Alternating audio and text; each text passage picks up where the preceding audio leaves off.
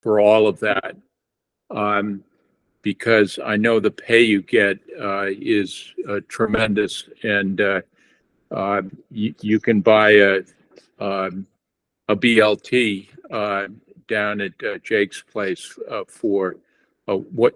Oh no, it's way too expensive. Uh, and so the and so the David, as I got this list from Michael of the people who've gone through all of the hoops, I don't know how, I haven't counted all the hoops there are, 6, 7, 8, 9 hoops to go through to complete the process.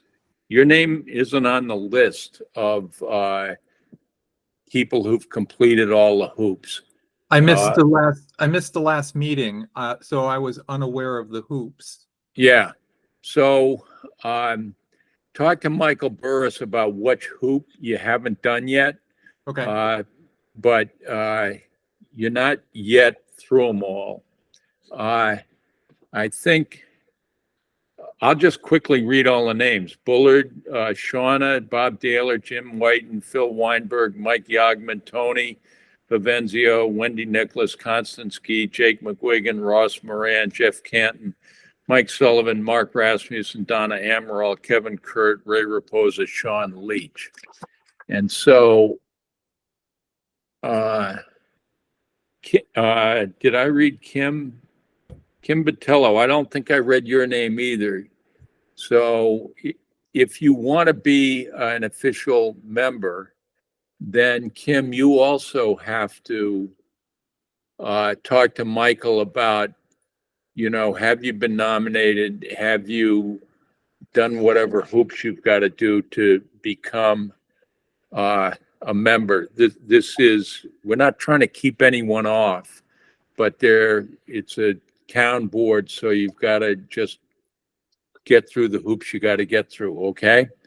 So I was going to say, I haven't done any hoops. So I'll talk to Mike and Deborah about it and see if they want me to do that. Okay. We encourage it. John, a lot of it doesn't require votes. 90% of what we do doesn't require any votes, but 10% of it does. So it's up to you. But talk to Michael, and he will tell you what's involved. I'm not a resident of Westport. Does that make a difference?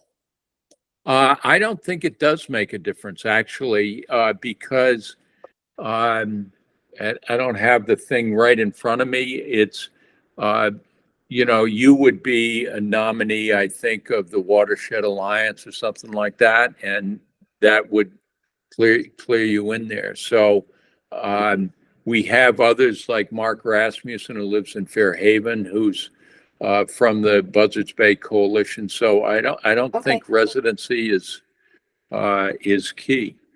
All right. So that's just another ad for if you do want to be able to vote, you have to be an official member. And again, 90% of what we do, it doesn't matter. So with that, John, Dave. Point of clarification. If I had been a voting member and there was a due date when certain hoops needed to be jumped or shot, or I don't know what the right verb is there. Does that mean not having jumped those hoops, I cannot vote today?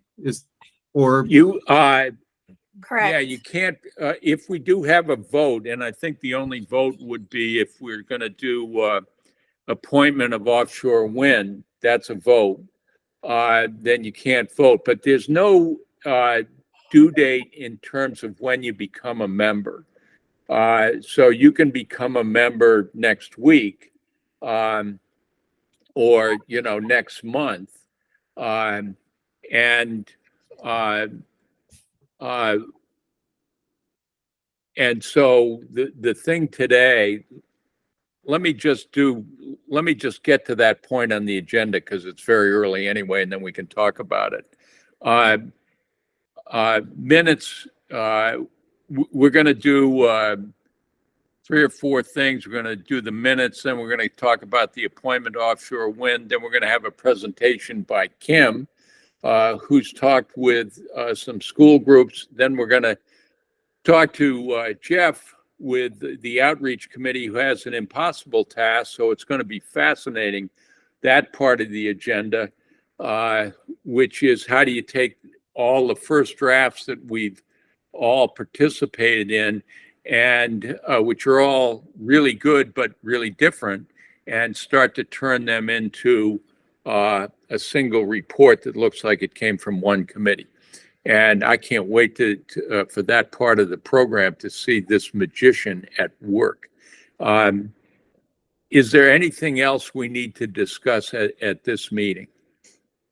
I would just say, John, that as of right now on this call, we have 8 members and we need 10 for a quorum. So no voting can take place at this moment. All right. So what we will do, given that, is that the only thing that needs a vote, which needs a quorum, is that a vote on the offshore wind. So we will defer that part of the agenda towards the end of the meeting. If we're lucky, another couple of people will show up and we'll have a quorum. And in the meantime, we'll get on with other items on the agenda. If we don't get those 2 people, we'll put that item off until the next meeting. Does that seem reasonable to people? Wow, resounding silence in deference to the wisdom of the chair. That's the way I'm interpreting it. I was imperceptibly nodding my head, John. Yeah. Oh, okay. I was giving a thumbs up. All right. So I think that since you're going to put it at the very end of the meeting now. I don't know. Maybe we should just wait until the next meeting for it, or call a special meeting. I personally will probably have to leave the meeting a little bit earlier, and I would like very much to be part of that discussion about the offshore wind committee. So, but it was on the committee for early. I mean, it was on the agenda for early on, and so I don't know. I guess. Well, that's a good point, Constance. So we can discuss it on the agenda, but if we don't have a quorum, we can't vote on it. So good point. Why don't we discuss it? But if we don't have a quorum, we can't vote on it. Would that be okay, Constance? Yeah, that's okay. But I don't think we should hold off the vote until the last minute of the meeting. Like I said, I'm not going to be. I probably will have to check out early, so I'm not sure what that means. But yeah, that's fine with me. Yeah, it's just we can't vote on it without a quorum. So we'll keep it on the agenda. We'll talk about it, but if there's no quorum, then we can't vote on it. And we'll defer it until if a quorum shows up, we'll vote on it as soon as a quorum shows up. If not, we'll defer it till the next meeting. All right. John, this is Jake. Sorry. Yeah, Jake. David just asked a question in the chat, and I just wanted to clarify. Yeah. As a member of CRC, I was appointed by Conservation Commission to this committee. So what entailed was going to the town clerk and getting sworn in. You fill out that. Now, most recently, you would have had to have done, it's like an open meetings and an ethics and conflict of interest training by the state. It's about an hour long that you go through that process, and then it obviously gets sent to the clerk that you actually completed it. And then there was a form you were supposed to sign saying that you did receive the actual guidelines and handbook. So I think those would be the 3 things, David, you'd have to do. And as a member of the public, I just don't know how you would nominate it onto the committee. Like, I know you've joined the committee, you've been here forever, but I just don't know if that's at the town clerk, because they had a form at the town clerk's office that swore me in as a member of conservation. So that was the first step. And then the last 2 that I just completed in the past month was the training and the form that you've received the packet. So those would be, I guess, the 3 things. Yeah. John, this is Jim Whiten. I just wanted to clarify. I think the members that are not appointed by a committee or board are appointed by the select board. So if David is not on the list, he has to get appointed by the select board. Well, I mean, I don't have it on my fridge in Watertown, but on my fridge in Westport, I have a 8.5 by 11 piece of paper that was signed that said I'm on the committee. And so if there are things like, I don't remember how I became appointed or came on the committee, but I have it. But if there were certain obligations that I needed to fill over the last year, I'm unaware of those until now, and I just need clarity on what they are. I don't understand what has changed between last meeting and this meeting, other than the possibility that we operate in annual sessions and we're entering a new session, and there were hurdles that I had to jump before entering the new session. I'm not clear. And David, the only reason I knew that is as a member of Conservation. So as a member of Conservation Commission, and John and others on here, I think, had to do that for their positions, and municipal employees and government employees. Everyone has to do it, even if it's a volunteer. So I think that's the only reason why I knew to do it. And I did it because it overlapped with Conservation in this. So that's why. Okay. John, I think maybe Amy can speak to this. Amy sent out a note a while ago asking if we wanted to be reappointed, and I responded yes. I assume that's how my appointment request went to the Board of Selectmen. So maybe Amy can tell us who was sent en masse to the Board of Selectmen. Yeah, I responded yes to that as well, Michael. And I think the request was then you had to get sworn in by the town clerk, which. Oh, I've done that, and I've done the training, and I've signed Exactly. I've done everything. Right. As of today, I had done everything. But the point is that Amy knows if David's name was sent over to the Board of Selectmen for reappointment. Yeah, so David's name was not sent over. I had sent out probably late May or early June, multiple emails stating if you wanted to be reappointed to the committee, you needed to email me back stating so, because I was going to send the list off to the select board for reappointment. And I did not hear back from David Sprogis, so I did not send his name in for reappointment. So David, even if you said you weren't present for the last meeting on July 18th? I was not there, no, but I'm looking through prior emails from you. I can reply to one of them saying yes, but there's no clear call to action at the bottom of it. It simply says what you just said, which is that you need to send reappointments over. Maybe I'm missing the right one. I sent multiple ones out, but if you want to be reappointed, I can send that to the select board that requests tomorrow morning. And then at their next available agenda, they can reappoint you. Okay. Get sworn in, do the conflict of interest and the ethics. So you need the email from me still, or is my verbal? No, your verbal is fine. Okay. Thank you. You're welcome. I don't want to take too much time at this meeting on it. We have had, as difficult as this is, 18 people who have successfully navigated this process. And 7 of those are here, which is not close to a quorum. A quorum is 10. So, maybe 3 will show up. That would be great. I'm not holding my breath on that. So I think Constance's idea that we should discuss this issue when we get to it on the agenda is a good one, but without a quorum of 10, we're not going to vote on it. And so we can then have the discussion and then move on to other items on the agenda, which don't require votes or quorums. With that, Amy, thank you for another great job on the minutes of the meeting of July 18th and for sending them out to everyone in advance.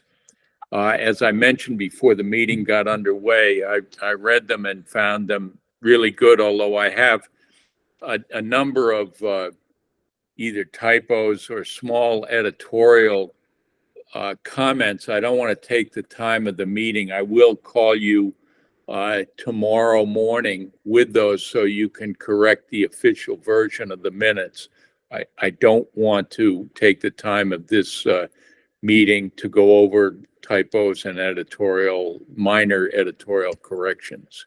But I don't know if other people have any substantive corrections. Otherwise, I'd entertain a motion to approve the minutes of July 18th. John, I wasn't present, so I probably shouldn't motion nor vote on it. And if we don't have a quorum, again, Yeah, John, it's up to you. nor was I. I was not present for that meeting, unfortunately. It's a good point of order that we don't have a quorum, so I will put off the minutes until the next meeting when I hope we'll have a quorum. All right. But if I could say, John, Amy, those minutes, awesome minutes, extremely detailed and well written. So nice job on that. We won't get a chance to say that to you again, will we? Yes. No, you won't. It's one of many reasons we are very grateful to you, Amy, for the support you've provided us over the time you've been here. I don't know what CRC would be without your having guided us through this process. Thank you, Amy. We are really going to miss you. The grant updates, Michael had told us he may join us later on in the meeting, but he said there's nothing on the grant update front. So we'll pass on that. Now, the appointment of a member to the Offshore Wind Advisory Committee, this has been set up by the Select Board to advise the Select Board on impacts of offshore wind to the town of Westport. And they have requested a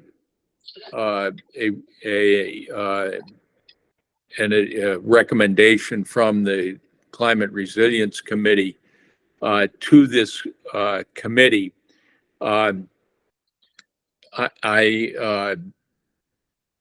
Because they asked for someone and we had didn't have a meeting until tonight, I gave them on a temporary basis Bob Daler's name because I thought this was primarily an infrastructure issue, but that was on an acting basis.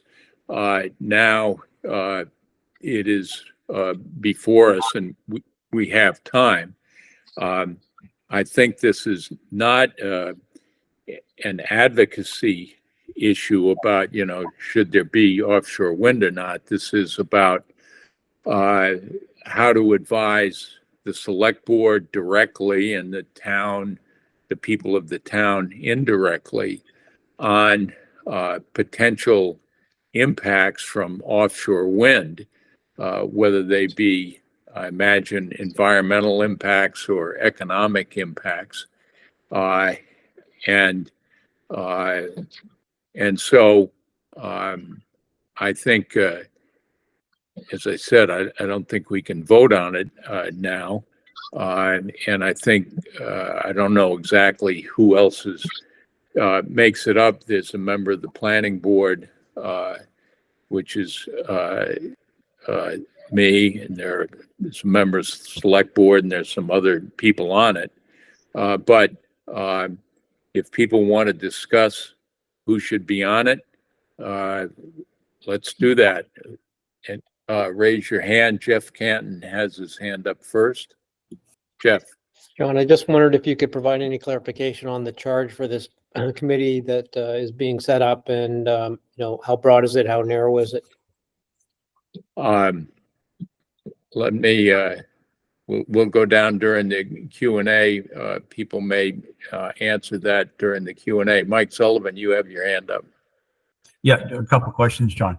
I think, although I'm not sure, I think we requested as an organization, the Watershed, to have representation. So I'm hoping that one of our folks gets to participate. And I don't know if you know any more about whether or not we are included separately as a seat on that board. And the other thing is, I thought Bob was the interim from the planning board, not from CRC.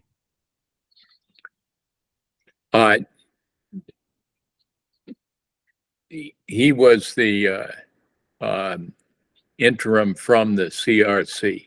Oh, okay. Are there any other hands up? Well, do you know anything about the Watershed? Will we be included as a seat? I don't know the answer to that. Amy, do you know? I do not know off the top of my head. I'd have to look back. Thank you, Amy. I think that's the one concern, John, that I think probably everyone has, is I think it's been a little bit kind of thrown together. So I'm not entirely sure who, what they're tasked with, Jeff's question, and to kind of what direction it's supposed to go. And on this call, John, are you appointed as the planning board member? Yes. Okay, so you're already on. Myself, I believe I have been appointed via Conservation Commission. So obviously you and I are both out of that mix. Is there anyone else on the call that had been appointed out from a different commission? No, so just the two of us. Okay, that's all I know as of right now for two members. So, any other thoughts? Constance, you wanted to discuss this. Do you have thoughts that you want to share? Well, that was actually to, I'm not sure that was Jake that said that or whomever did, but asking the question about the charter, about the charge, and if you had anything that you could read, if they had provided that to you yet. Well, as I understand it, I mean, nothing is proposed right now. And it is to keep the town informed if there is going to be anything that would affect the town of Westport. And if so, what would the impacts be of anything that might be proposed by offshore wind? And so this is like an early warning system for the town, which I think is a very good idea to have this committee in place as that kind of an early warning system.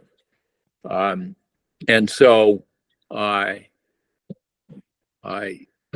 think, who knows what the impacts might be, but they could take the form of environmental impacts. They could also take the form of economic impacts. And I don't know if there are other kind of impacts as well, but there might be. But that's what the purpose of this committee is to figure out what those impacts might be and inform the select board, and by informing the select board, inform the town itself. Jeff.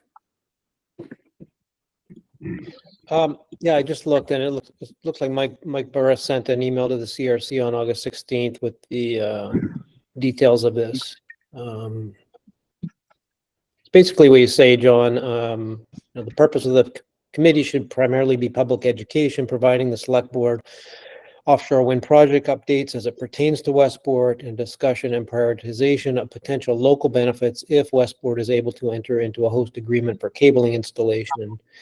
The board emphasizes that offshore wind advocacy, whether for or against, is not a germane question before the committee. The extent to which Westport can exercise local control is limited to Conservation Commission approvals and any potential cabling host agreement. So that's what we have, I guess. Jake, you have your hand up? Yeah, and John, just to correct the record, I believe, Phil Weinberg was on the last I guess BOEM call. They did a call and they're doing it with partners. And it was he in our last concept, not this past one, but probably two before, expressed that in that call they are pretty confident they are doing something in Westport. So I think there probably is maybe a little bit more immediacy to, get this committee moving forward to look at it. But, I know there's nothing before anyone officially, but from Phil's standpoint and from what he sat on there, everyone's saying it's either a landing in New London or Westport.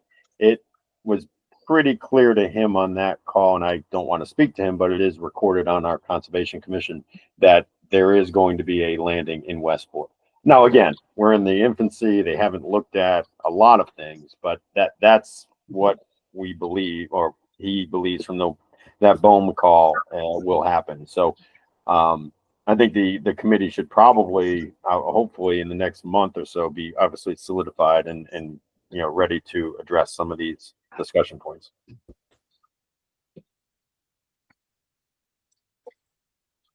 Any other questions or comments? Yeah, one more. I'm sorry. I think that the way you described it and people have described it fits with what I've understood in attending the Board of Selectmen meetings and having discussion. I think another piece of it is that it gets any sort of discussion about offshore wind and specifically any entertainment of a community host agreement out from behind closed doors and into the public domain where people can attend these meetings and voice their concerns, which I think is really important piece of this whole committee. I think that's an excellent point, Constance. And I assume this committee, like the Climate Resilience Committee, would be, would hold meetings that are publicly noticed and open to the public. So, everyone has a chance to find out whatever information is out there and participate in whatever discussion is going on about that. Yes, but I would hope that they would be in-person meetings because I think that's how you get actual people to attend your meetings. I think that's why we kind of have a little bit of a problem, but yeah, so I'm hoping that they will be in-person meetings where people can come to a town hall or to wherever, and yeah, that's my hope anyway. Yeah. Well, I think the Climate Resilience Committee is an outlier. We may be the only public body that meets virtually, and no one has brought up that topic about whether we should meet, in person in town hall or town hall annex. But if someone wants to bring that up, it's certainly a fair topic of discussion. All right. I don't know if, as I say, we can't, we don't have a, Sean Leach has shown up. Sean, thanks for joining us. Our, we're up to 8, but we still don't have a quorum. A quorum's 10, so we can't, yeah, we still don't have the quorum to nominate someone to the select board. We still need 2 more people. So I will come back to this if 2 more people show up. But what I'd like to do is move on to the next item on the agenda, if that's okay. I think we have a better understanding of what this is about and what our role is. And what I sense from the discussion is that all of us are supportive of a transparent, first of all, of the existence of this committee and of the CRC having a person on this committee so that the public is aware of whatever impacts, pro or con, might happen from the development of offshore wind on the town of Westport. So with that, the next item on the agenda is a presentation by Kim with what she's been doing with young people on the issue of resilience. Now, I think, Kim, you have some slides. I think it was 500 slides. Is that what you were going to show us? Almost. Almost. I'm gonna But you're try going to do it in 10 minutes, right? I'm gonna do it in 10 minutes. There are a lot of slides, but I'm gonna go through them fast. I think you said 10 to 15. So if I'm Oh, going, I did say 10 to 15. You're right. let's see if I'm trying to share. Can people see my screen? Yes, I can. Yes, You Yes. see this, you see the slideshow? yeah. Yes. Yep. Okay, sorry, it's all, let me. Oh, you okay, are no, going fast. So I can't see any of you right now. So if you have questions, just please wait till the end. So when I can see you, I'm not sure why I don't see everyone. But before I begin, I just want to thank John and the committee for giving me a chance to take some time out of your meeting to share this with you. My hope is that some of the ideas the kids came up with would Reintroduce yourself, Kim. inspire you. I will. Okay. I'm hoping that their ideas will inspire you and, to come up just to make you think of other creative things. And then I'm hoping this could also get you thinking about other education programs that the Watershed Alliance might be able to offer that helps the Climate Resilience Committee. But to John's point, I'm Kim Botello. I'm the Education Director of the Westport River Watershed Alliance. I've been with the organization now for just over a year and a half. And shortly after I was chosen for this position, I was selected as a Civics and Environmental Education Change Fellow by the North American Association of Environmental Education.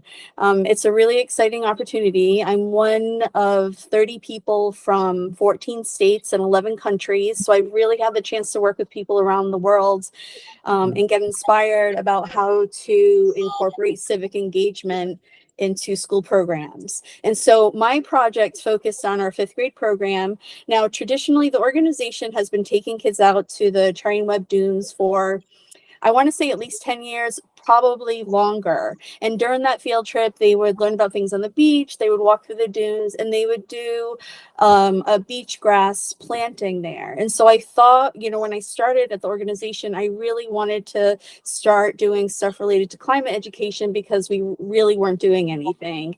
And so I thought, since they were already doing a project during this field trip that really helps the coast to be resilient to the impacts of climate change, that this would be the perfect grade to start with. So in the past, we only did that field trip. But now, because of this fellowship, we're doing a pre-classroom visit. Then we have the field trip, which the sessions within the field trip were changed. And then I was able to incorporate civic engagement by including a task related to the Climate Resilience Committee. Is someone asking a question? I hear voices.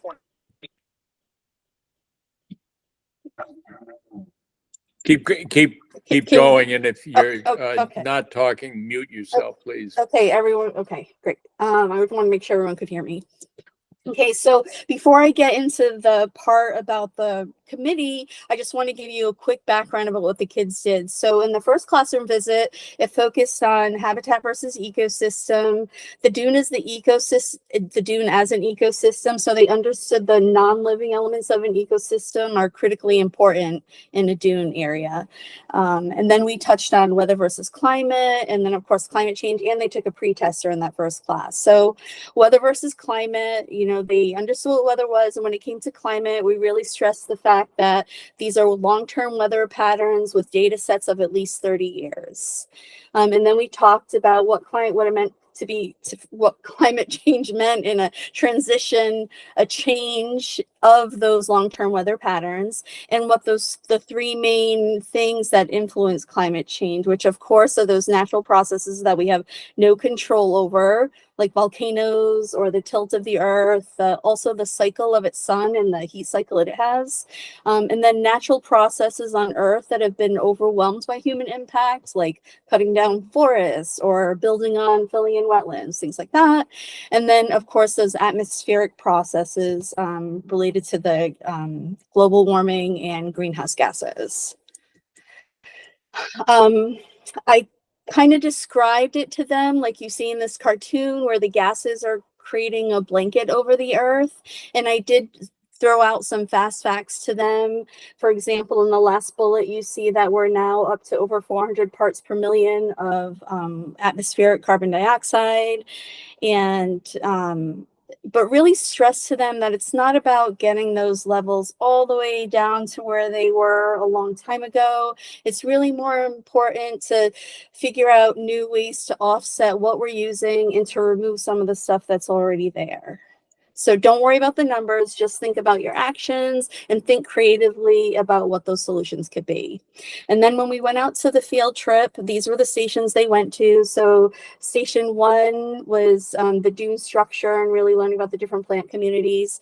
Where you see number 2, that is where they do the restoration project. And now beach grass, American beach grass, that's normally grass that you see at the edges of a dune system. It helps stabilize the dune so those other plants could grow in. But if you look, I don't know if you can see my cursor, but the area across from where it was, you can see that there's huge areas of loose sand. That's how this area used to be a long time ago. But planting the dune grasses there helps stabilize it. And now the beach heather, which should be growing there, is starting to fill in really nicely. And then we went down to the beach, and instead of just collecting shells and talking about what was there, we had 2 activities related to climate change. So this is that first station with dune structure and plants.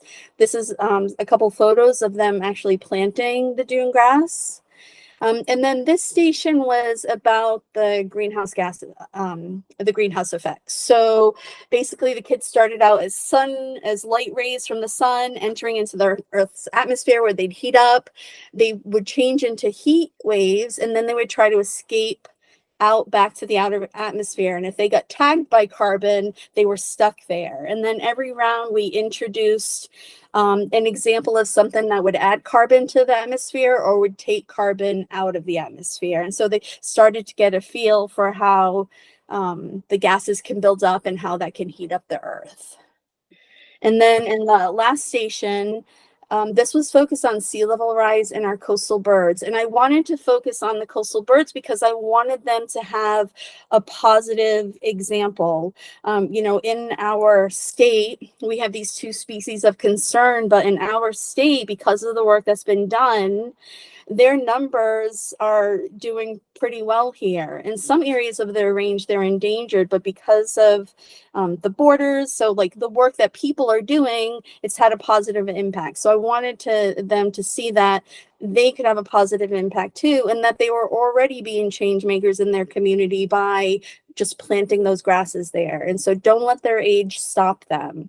And so then after this field trip, I went back to their classroom, and this is where the civic engagement piece came in. I talked to them about your committee, and I talked to them about the work that all of you are doing right now, and that you are looking for feedback on the resilience document that you're putting together. And I wanted their opinions on it. I wanted their thoughts so that I could share it with you in the hopes, again, that it would inspire you. And I told them it was really clear, like, no idea is too silly. Just think creatively, because even if they don't use your ideas, maybe your ideas would inspire others. And of course, we talked about what it meant to be climate resilient, and then you really need to start in your own community, which is what we're doing. So when we presented the Climate Resilience Committee, I gave them 4 different subcommittees, and I gave them a very specific issue within each of those subcommittees. So for agriculture, it was how to help pollinators. For the water committee, it was protecting salt marshes or specific ways to help the salt marsh sparrows. Public health was a focus on what we do about extreme heat. And then public outreach was a little bit different than the other three. And they were tasked with figuring out how we could reach different age groups. And so all of the kids in every classroom, if they grouped together, they were able to choose their favorite committee to serve on, the ones they were most interested in. I went around to each table. I gave them a lot of background information. And then they brainstormed together ideas, then they reported it out to everyone else. And then other people that weren't in their committee also had a chance to give their ideas. So everyone's ideas in the class for each committee were recorded. And so I have some, I'm not going to go through this, but this is some of the background information about how pollinators will be impacted through climate change. And so they were tasked to come up with 2 things town leadership could do, and then 2 things people in the town, including students, could do to help pollinators, farmers, or both. And so students suggested that town leaders could ban pesticides or limit their use, make sure there's enough habitat for pollinators on town properties, protect flowers, don't mow them, start a community garden where people can volunteer to plant trees and flowers, build mobile greenhouses or pollination stations that go farm to farm, put bee or insect nesting boxes around town, put up colorful signs around town about planting native flowers to help pollinators, encourage people not to rake their leaves in the winter to protect native insects. And then for Westport residents, people could stop using pesticides and fertilizers. They could plant flower gardens, volunteer at a farm or garden, put up their own beehives or insect boxes in the yard, plant flowers at different times to last longer, stop trying to kill bees because they have stingers, water plants to help the ecosystem, and not rake yards. The extreme heat challenge was focused again on heat related issues. And we did talk to them about how different populations are impacted by that. And again, the same thing, 2 things for leadership to do and 2 things for people to do. They suggested town leaders could offer more charity checkups, and that's in relationship to the Are You OK program that the police are doing. So I talked to them about that, and so they just thought that could be expanded. Teach more about climate change to all ages, make a heat bracelet, which people can press if they're having trouble, and it alerts emergency services. I thought that was creative. Sell types of clothes that can get cold, set up a cold water station where people hike near the head of Westport, build a public pool. This was mentioned in a number of classes. I feel like the kids in town here would really like a public pool. Offer a free bus to go to the beach.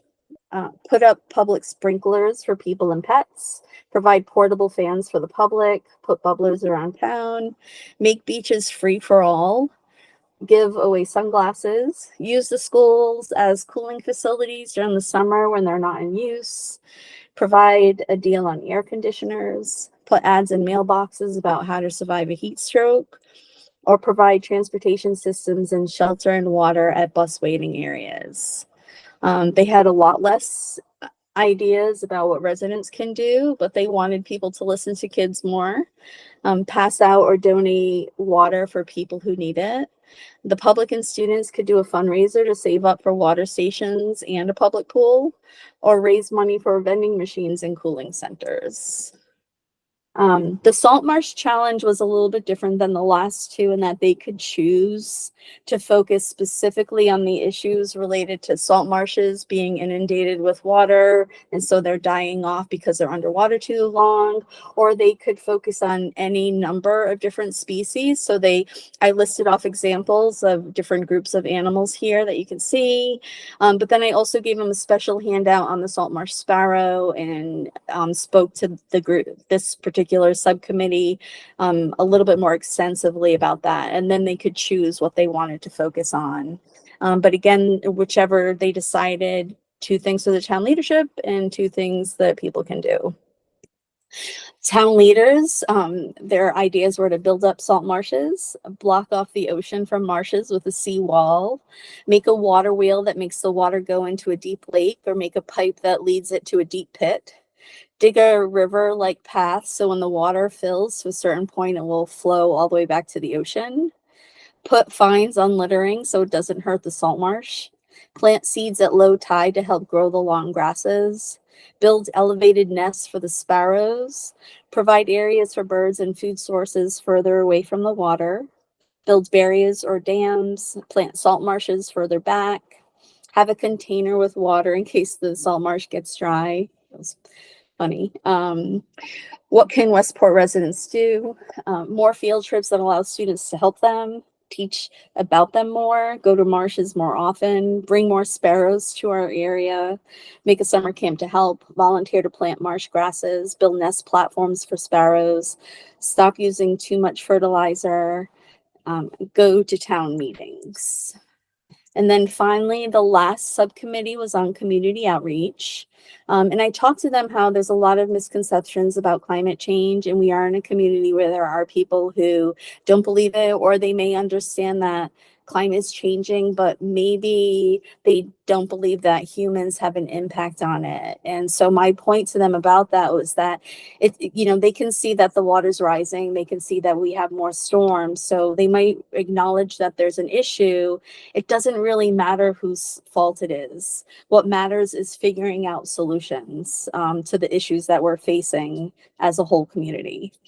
And so they had to come up with ideas to reach, again, different age groups, and also how to get them involved in a community service project. So these are 14 ways that you could increase the public's understanding. So newspapers around town, TV, radio, news and advertisements, social media, signs, billboards, yard signs, car flyers, build a website, town alert system, adult and student classes, make use of influencers on social media, come up with a town song, movie or video, direct mail, town meetings. I thought this was creative to host a town climate fair. Or have a climate station or a tent at the Westport Fair. Airdrop town meeting to all residents' phones. And their thoughts on reaching different ages. So young kids would be fun teaching videos, school assembly, TV ads, climate projects, TikTok, video games, classes, songs, and YouTube. Teens are TikTok, YouTube, social media, influencers, video games, yard signs, and TV. Young adults, posters, podcasts, news, town meetings, mail, billboard, Facebook, Instagram. And adults, newspaper, website, town meeting, mail, ads, and target families with kids. Their ideas for service projects for the community would be to build a town climate website, write letters about climate issues to town and state leaders, build pollinator gardens, and then how to get people willing to do a service project, offer to pay town people for projects and give out prizes based on number of hours, word of mouth, ask your friends and people around town if they can help and look at them with puppy dog eyes, show images of and write benefits of the cause, label it important, promote on social media, TV and billboards, set up volunteer groups, and offer scholarships for service. So overall, I was so impressed with all of the ideas they came up with in just 20 minutes. I'm hoping you're all impressed with the list of ideas and maybe again, it's inspired you. After we did this program with the kid, we did a post-test with them, and they really showed that they were demonstrating a greater understanding of climate and climate change and also our local dune system. So it was a great experience for me, and I think it was a great experience for the kid. And I just want to take a moment to thank Lee's of Westport, who every year they've been supporting this 5th grade program, and they're a sponsor of our organization. This was our new t-shirt design. In the past, we've always given out t-shirts, but they just had examples of different shells, different animals that you find on the beach. But I really wanted people show their pride in how they're helping their community. So we redesigned the t-shirt this year, and again, Lee supported it. Now, moving forward from this, I am going to be doing this whole program again. My fellowship ends at the end of this year, but I'm going to continue this program for as long as I can. So if there's anybody on the committee who'd be interested in working with me to identify maybe different topics, different issues you want the kids to try to tackle, I would love that. And then I was also recently contacted by Christian Hutchison, who is the environmental science teacher at the middle school.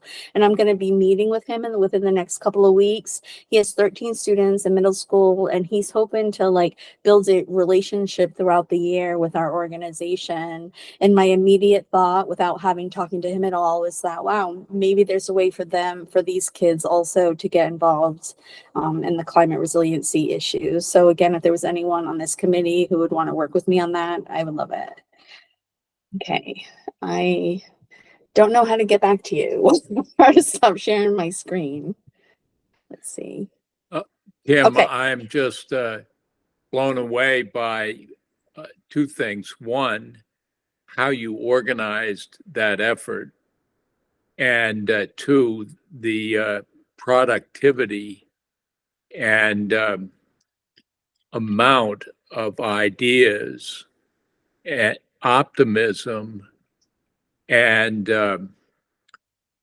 from the students. I mean, it is just it just blows me away.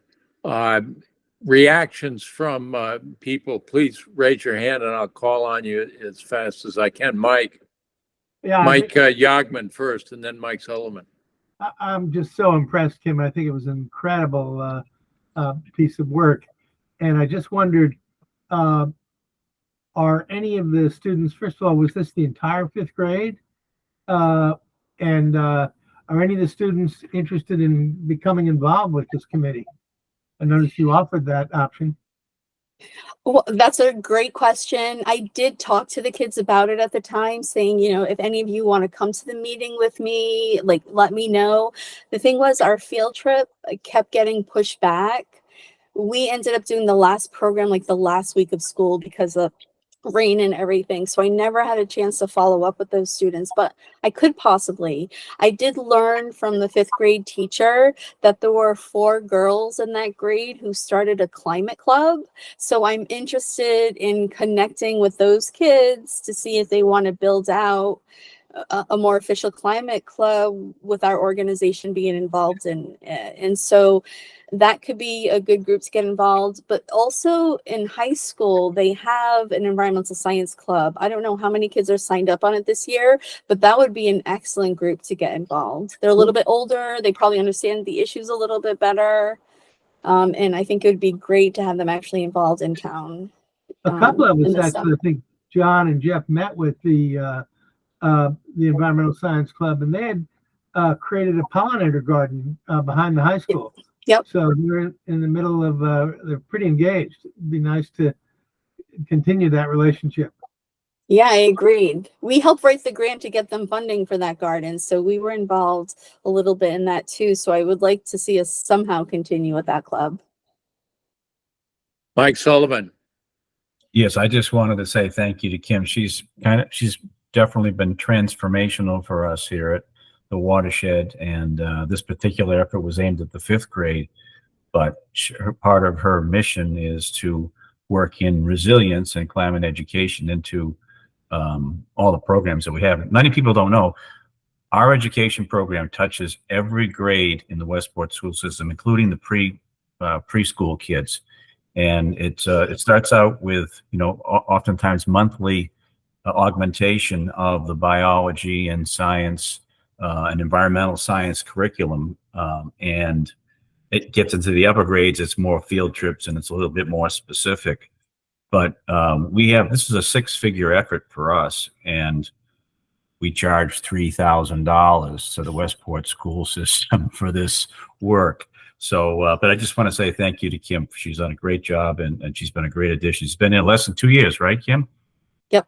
Yeah. Thanks, Mike. Unbelievable. So thank you.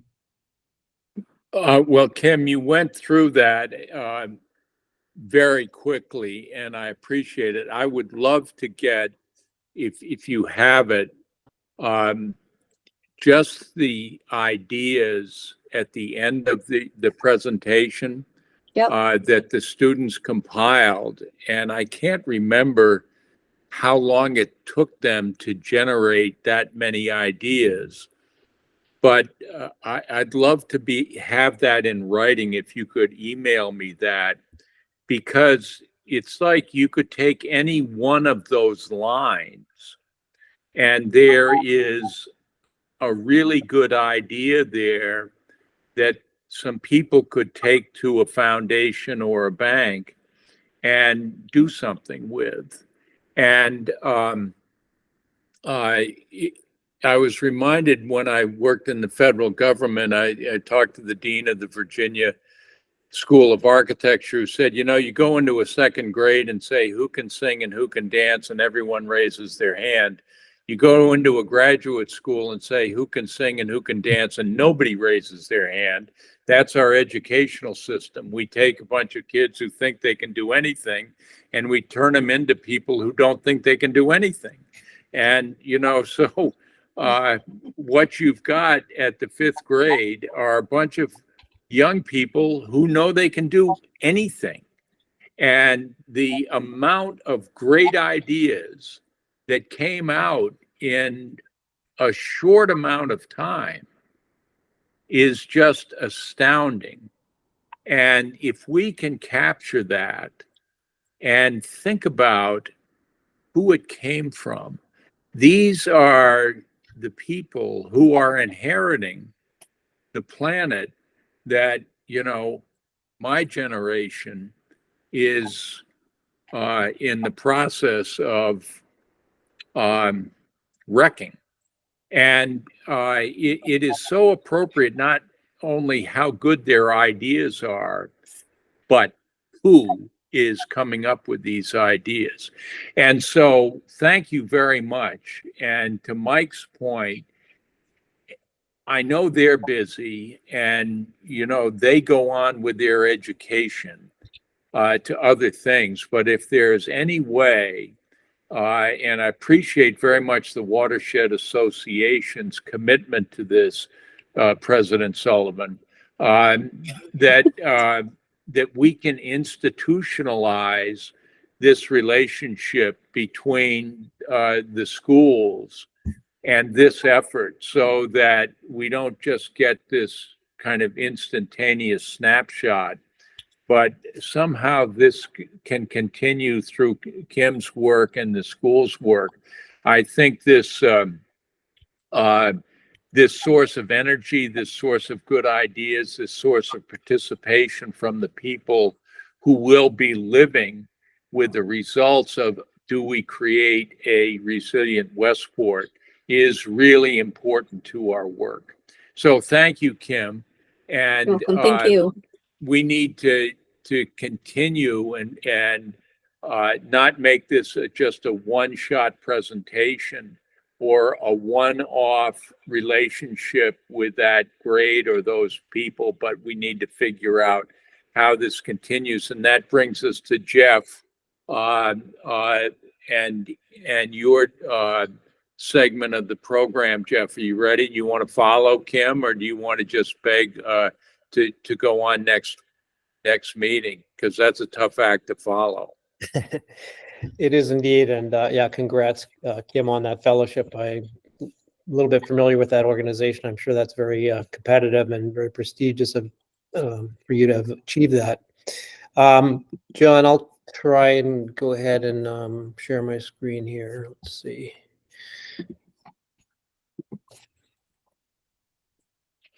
Okay.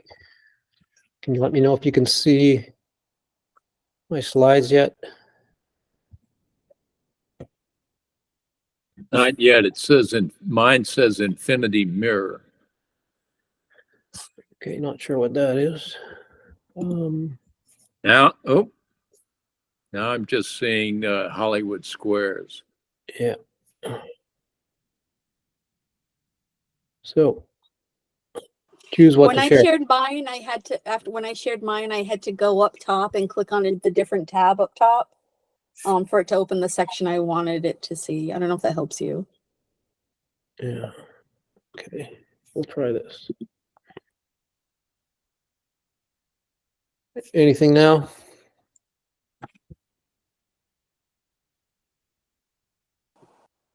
No, it's the same thing. Okay.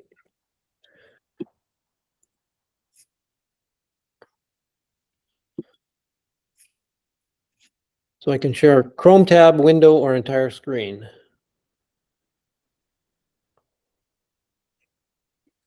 Amy, and can you be of any help? I would think maybe just try the tab. That's what I was going to suggest too. And then click the tab up top that you want your presentation is on. Yeah, I don't know why that's select a tab to share, but when I click that, nothing's coming up. I've got my PowerPoint open.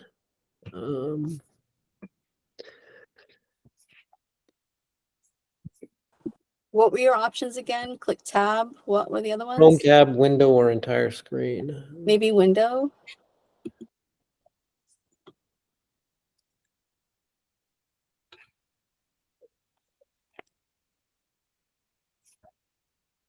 Okay. Maybe I'll ask Amy if she has my slides, if she can put them up. Jeff, when you do it, when you go Chrome tab, can you see a list of the No, tabs? that's the problem. Usually when I've done this before, I can see the open tab or the open application. And what about Amy, when do you you go have list? Jeff's? I know Jeff sent you his presentation. Do you have his presentation? I do, yeah. I'm gonna share it. There's always a backup plan. Can you see it? Yes. Not in Present. presentation mode yet, though, maybe. Okay. I know I did this last time. That's not. We've got it. You just need to expand it, I think. How am I going to do that? Open a new window. What if you just boost the magnification? Does that do anything? Is that large enough? Would that suffice? Yeah, that may be large enough if you can advance the slides. Okay. All right. Okay. Yeah, just tell me when to advance the slides. Roger. Okay. So what I've tried to do here is, I've gone through and spent time over the last couple of months with the drafts. Oh, that looks good. With the drafts of the subcommittee reports that we have, trying to look for consistencies and gaps between them, and at the same time looking at similar reports that other municipalities and other jurisdictions have put together in terms of reporting on climate resilience planning and assessment. If you go to the next slide, Amy. Oh, hold on. This is. Why is this doing this? All right. All right. I mean, we're going to have to do it this way, but. Okay. So This works. yeah. So based on what we have and what I've seen elsewhere, I think an outline along this lines might work for us. And I'll go through each of these sections in a little bit of detail. But we'd start with an introduction, describe what's at stake. What are our subcommittees looking at as kind of the focus areas for Westport? We need a section on how we can be impacted. So this would be a kind of cross-cutting section on what are the impacts of climate change and describing them in some level of detail. And a lot of the subcommittee reports have tried to do this themselves. I think we want to be working from a similar baseline of information for the report as a whole. So section 4 would have our historical and projected future exposure, focusing as much as possible on the South Coast and Westport. Which again, some of the subcommittee reports have been able to do. And then we're going to talk about assessing the risks to Westport. So not all of these impacts are going to equally impact Westport. How do we, what methodology are we going to use to assess the risks, and what are the results of that risk assessment? From there, we would have a section on strategies to reduce risk and build resilience, and final section on goals and actions. And I think this is responsive to the select board or planning board, I guess, charged to this committee in terms of requesting an assessment of the risks to Westport, some prioritization of actions and strategies that the town and its residents could take to reduce risk and build resilience. Okay, next slide. So the introduction would provide some background on the planning board's request, the formation of the committee membership, and probably the next steps for the report. This will be a draft report to the town. I anticipate that we'll want to have, and we've talked about having input on this, presentation to the town hall meetings, different ways of collecting town input. Did we address the right things? Are we prioritizing the right things? And that this would lead to, a subsequent final draft that the town could put out. The introduction could talk about resilience. I think that's a phrase that people aren't necessarily familiar with as it relates to climate. So we want to talk about resilience, what that means. What are the steps to building resilience, and then a brief presentation of what's in the report. So the next section would be, next slide. So what's at stake? And when I looked at other reports, they refer to sectors, they refer to focus areas, they refer to plan elements. In a risk assessment, you would refer to these as receptors. Where are the impacts going to be felt? My preference would be to call these assets. These are the things that we're trying to protect, that we value. And along the lines of our committees, they're people, water, agriculture, infrastructure, historic sites and structures, and natural resources. So we can probably have some discussion about what to call them, but I think we have in this section a presentation of those key areas, those focus areas that our subcommittees have described. And we talk about, what does that mean in Westport? What is the population of Westport? The age demographics, the population growth a little bit. We talk about the water resources. We talk about agriculture. And again, all the subcommittee reports have done a pretty good job of covering these descriptive elements of these assets in Westport. Next slide. So then, what are the hazards that climate change presents? There's a number of them listed here. Not all of them are equally relevant for Westport, but we can go through at a high level and discuss what the science tells us and what our experience is telling us about how we can be impacted by climate change. Next slide. And here's where we bring together the kind of baseline data and our projections for the future that we're going to use in these assessments. We've talked about a lot of the key sources here: the Mass Climate Change Assessment, the Coastal Resilience data set, some of the FEMA data. There's a bunch of others, but here's where we would set our baseline assumptions about sea level rise, flooding, drought, extreme heat, wildfire, those kinds of things, and the projections into the future that we'll use in this assessment. Next slide.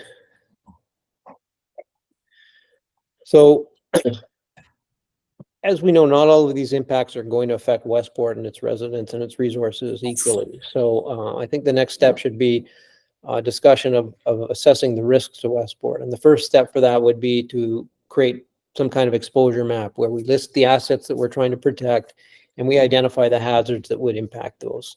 And again, our subcommittee reports have already done a lot of that. So these X's would represent the kind of the focus areas for the rest of the report.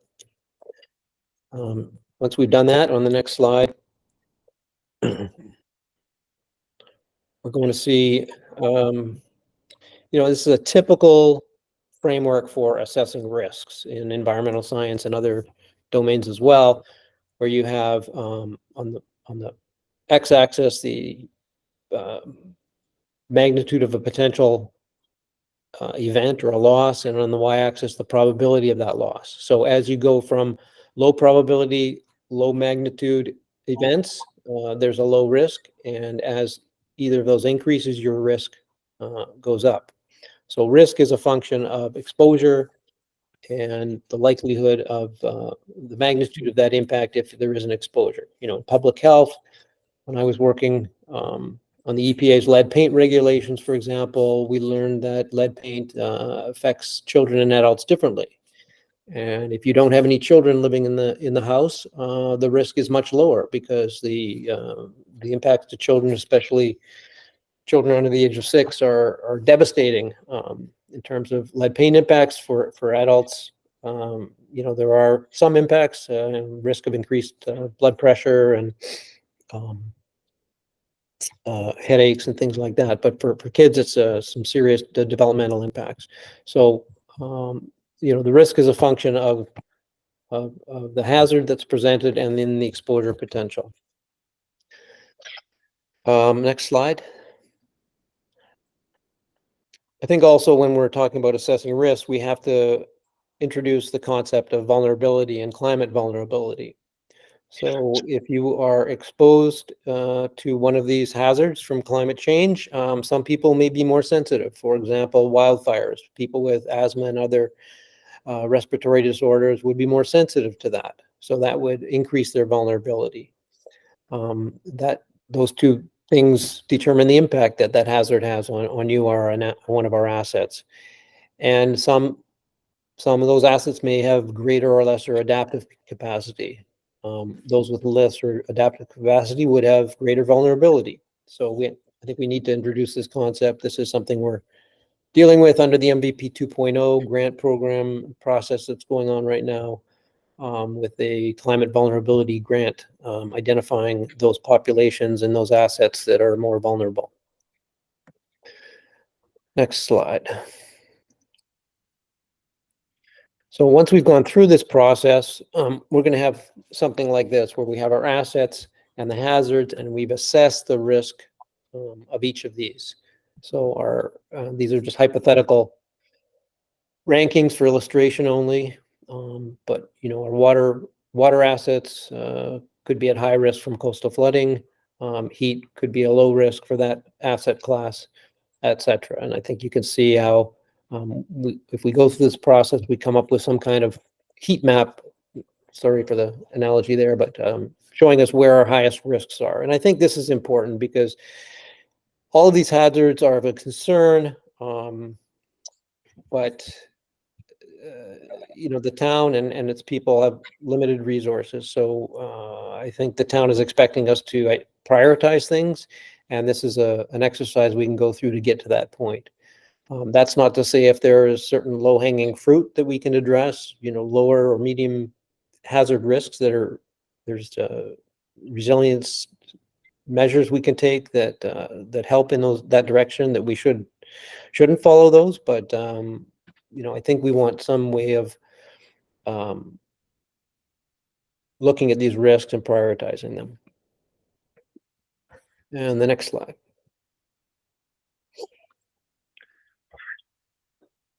Now, for each of these asset categories or these sectors, what strategies are available to reduce risk and build resilience? There's a lot of information. There's a lot of resources that we can draw from in this. So I don't know if anybody has looked at the toolkit.climate.gov website, but there is a database of over 1,000 adaptation and resilience options that are tied to specific hazards and assets that have been developed through climate adaptation and resilience planning that has occurred throughout the United States.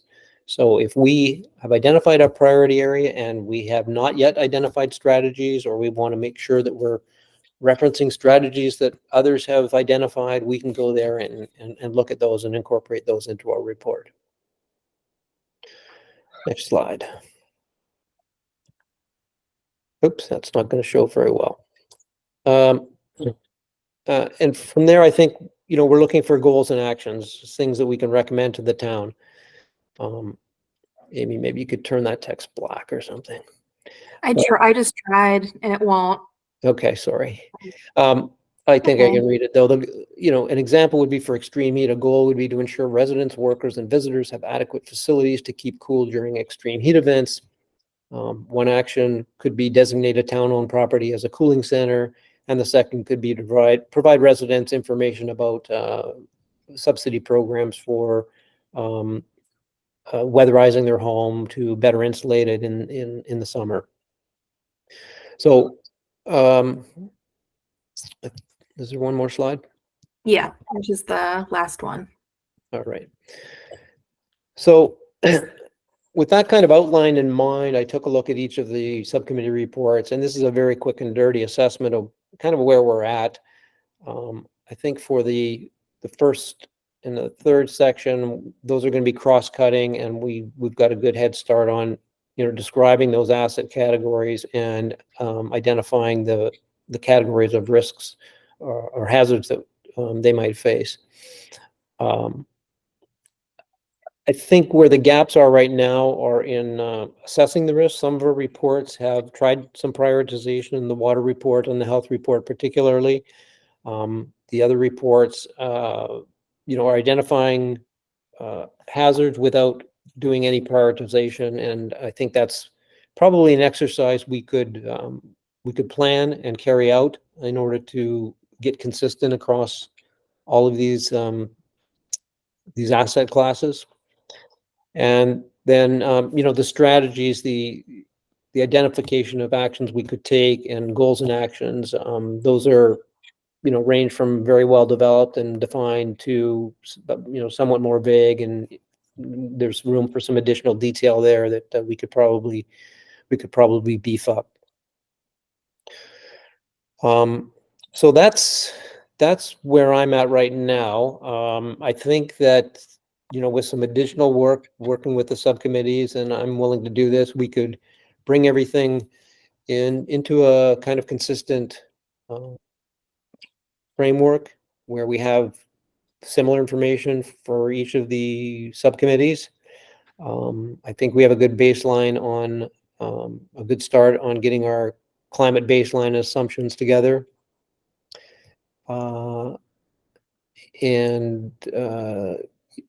The thing that, in addition to filling in some of the work maybe on the infrastructure report, I think the thing that we might want to just focus on is some of that risk assessment and prioritization, to put some of that into the other subcommittee reports. What I'm anticipating is that, we would have a report that on paper goes through everything. It's not going to be the kind of slick report that I circulated for some of the other towns and that others have looked at and said, wow, this looks really great. We don't have any funding for that right now, and that's going to take some work. There is a MVP action grant program opening again. We applied last year for one, and we're well on our way to developing an application for funding that would support some of our outreach activities, support a part-time climate staff person for the town. We were steered towards the MVP 2.0, which we're just completing, and that is hopefully going to put us in a better position to be eligible for an action grant. So I think we could revisit that action grant and include in there support to develop out this report into something that we'd be proud to distribute to the town and have as our final report, as well as supporting some of the outreach activities that we'll need after this report's drafted. Jeff, a couple of things. I note that Michael Burris has joined us in the chat. He said he joined us late, but he thinks what you've done is fantastic, but he's got his hand up, as does Michael Sullivan. I just want to say that I had a vision for how the final report would be organized, and it is not at all like what you've come up with, but I love what you have come up with. It is much better than what I was thinking of. Much better. I love the way you've done it. And so I'm curious on other people's thoughts about, it involves reconfiguring or reorganizing how we do this, but we've got an awful lot of information that would get organized in slightly different ways. But I think from the reader's standpoint, which is, of course, the way it should be organized from the reader's standpoint, I think you've laid it out really well. I have one question as you laid it out. I don't have it right in front of me. People, water, what we're trying to protect. What are we trying to protect? What a good question to start with. What are we trying to protect? People first, right? Great answer. Do you think that property is something that should be on that list, or is that inherent in one of the other categories? Yeah, good question, John. Obviously, if we want to engage people, we need to educate them about the risks to their property, some more than others, based on their exposure. Because I know in the water subcommittee, we did talk about people and property. I don't know whether it's a separate category. You don't have to answer it now, or whether it falls in something separate. When you talk about wildfires and stuff like that, that's, it starts to edge into property. Yeah. But anyway, think about that. Michael Sullivan had his hand up, but now it's down. So I'll go to Michael. Your hand. All right. Michael Sullivan. Thanks, John. And Jeff, that's awesome. I think it's great organization, and it will channel all this work into a readable document. To go to John's point, which is something I wanted to make, I think it's probably the right idea to call these things assets. So, and we started with categories, and water was a category, but really our report focuses on assets, which are private property, not infrastructure, but private property and natural resources. And those, I think if we just change water to private property, and we talk about salt marsh and Neil grass and all that kinds of in the river, that's all under natural resources. That works perfectly. And you'll notice that our draft report, because we had none had been done at the time, I'm cursed with being an engineer. I have to start with a problem definition, and that obviously can't be in every one of these sub reports. It has to be in your heading or your opening there. But I do think we need, John, a separate sort of documentation process, protocol, if you will, to have at least one person for each of these tenets of climate change, whether it be sea level rise or whether it be ocean currents or acidification or temperature rise and local temperature rise. Somebody has to be our expert at trying to kind of follows that subject. Because, if you look at the documentation that we throw around every time there's an article about anything to do with this, we put it out there. But really, each one of these subjects is worthy of an expert on our committee. That's, she's going to be, let's say Jeff's going to be the sea level rise guy. Okay. He's the guy that tries to keep us informed about what the best and most likely projections are, be it from the state or the newest work from some researcher. But that doesn't need to be part of our report as it is in my report. But I think it's something that we should do as a committee. And this could be some public facing document separate from our first draft report here that helps people understand our understanding of global warming or climate change, and try to bring people on board. This is our understanding. This is stuff we're willing to put down on a piece of paper. We believe X, Y, and Z. And it's an outreach effort. But anyway, the point is, I like the way you've organized it. I think we need to take our report and separate it into a couple of categories of private property and natural resources to fit your format. And I think it's great. Very nice job, Jeff. Thanks. Mike. Thanks, Michael. Michael Burris.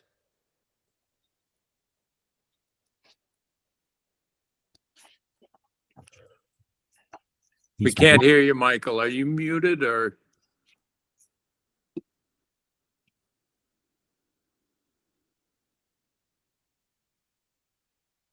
No, still can't hear you. No, unplug that thing. Maybe there's a different way we can get you. I'll come back. Now we hear you. We hear you. Oh,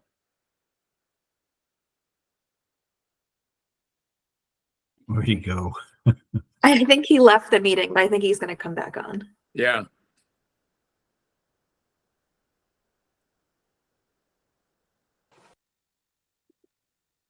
Can I ask a question in the Yeah, meantime? so Kim, we'll go to Kim Botello while we're waiting for Michael Burris. Kim. Hi, Jeff. Thanks for sharing that. Looks like you put a huge amount of effort into it. It's amazing. I had a question about how you were assessing the risk and the impact, whether it's low, moderate, or high. Like, how are you going to figure that out for all of the different elements that you're challenged with in each of those different subcommittees? Yeah, I think the basic framework for us would be each of these hazards, heat, drought, sea level rise. What's the likelihood in terms of it impacting Westport?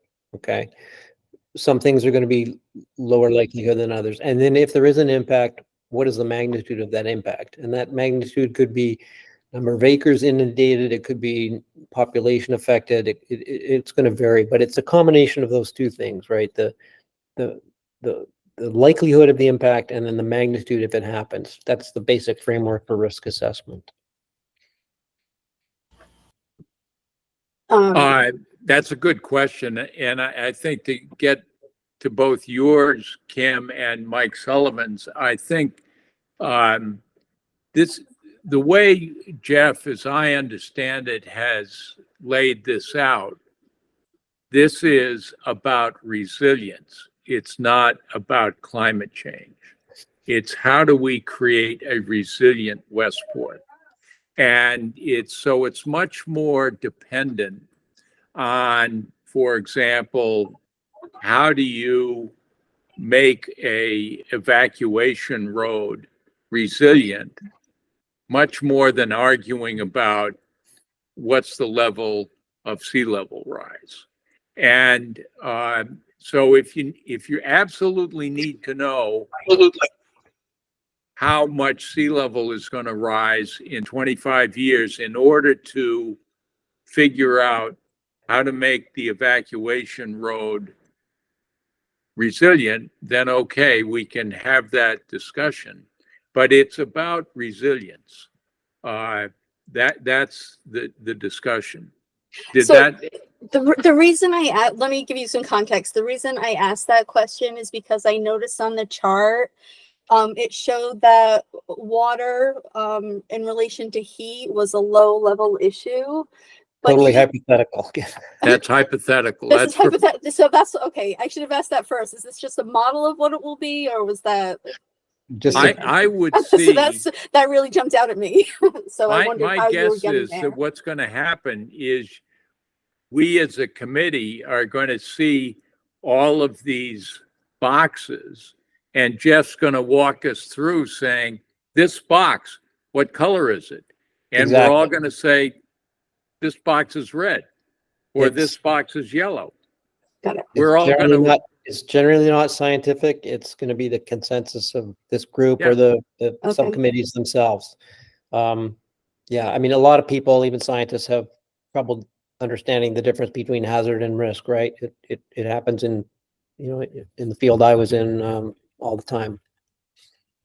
We're going to look at that, and we're going to, based on what we've read in the report, based on our own understanding of the situation in Westport, we're going to say this box should be red or this box should be green. Got it. Because we're the Westporters, we're the ones who are doing this, we're the ones advising the select board, you need to pay attention to this. That's why we're making this box red. Gotcha. Michael Burris. All right, I'm back. I think you can. Yes, probably- we can hear you. Great. So we are right now working on renewing the town's hazard mitigation plan, and there will be some data and mapping generated from this that I think will be that could be informative to this initiative, and also you don't need to replicate some of the work. So the hazard mitigation plan is going to outline risks to property and loss of life due to different calamitous events. So it's not necessarily all going to be weather related. It would be things like, what if a dam breaks and then what happens? But I think there will be some data that would be helpful for this, and that we'll be able to share. We're just going to get started with public meetings for that. So that plan will be developed over the course of the next year. But I just wanted to let you all know that some of the data that you might be looking for, some of the local data that you might be looking for will be generated as a part of this. So just keep an eye out. And if you need anything, just let me know. Mike Yogman. No, we can't hear you, Mike. You're on mute. Jeff, I Yeah. think that was a wonderful outline.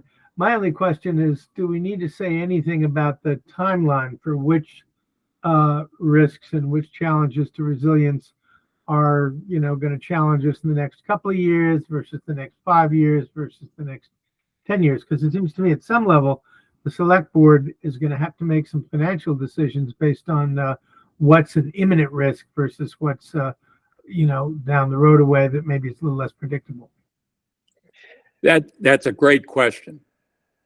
Yeah, I agree. Thanks, Michael. I think either explicitly or implicitly, some of the subcommittee reports have given that some consideration. It could also be part of our prioritization, right? Like there's no set formula for how we assess these risks and prioritize them. So that could certainly be part of our consideration. So here's what I want to do, because we're a little past 6:30. Jeff, what I think you've gotten so far from this group is tremendous endorsement for the way you've laid this out. And first of all, thank you and congratulations, because at the outset I said this was an impossible task, and I think you really came up with a very good way to organize the considerable amount of work that all the subcommittees have done in a way that puts the Westport resident, the ultimate reader, first. That captures how is the reader going to think about this problem? How do we capture the reader? Because the reader is going to read the first paragraph and either then go on to the second paragraph or throw it away. And I think you've conceived of this in a way that the reader's going to go on to the second paragraph and keep reading. And we're going to get the reader. And that's the most important thing in the world, is you've thought about this in a way that we're going to get his or her attention. And so thank you for doing that. That's so important to conceive of this from the point of view of our audience. I've thought about it, John, and I'll give it my best shot, but definitely I'm going to need some help and some review, and that includes you, Kim.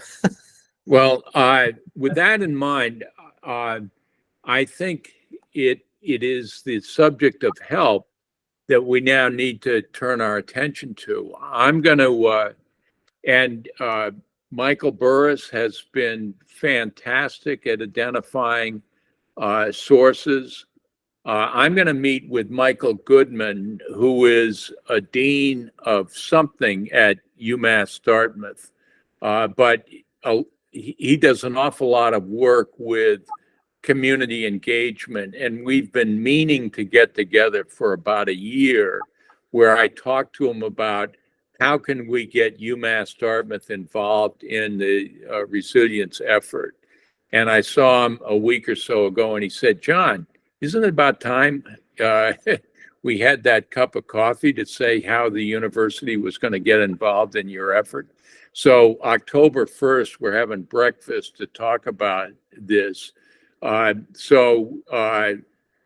Just the way that Kim is involving an educational institution, I will see if through Mike Goodman's efforts, it's still the beginning of the year, that we might get some resources through the university looking at this. One of our advantages is that, to my knowledge, Westport is still the only community in this region doing this. But we all also ought to, and the reason I want your list, Kim, is just as an example of the kind of recommendations that come out of young people in the community. They're very practical, they're actionable, they don't necessarily cost a lot of money, build a pollinator garden, but they make a difference.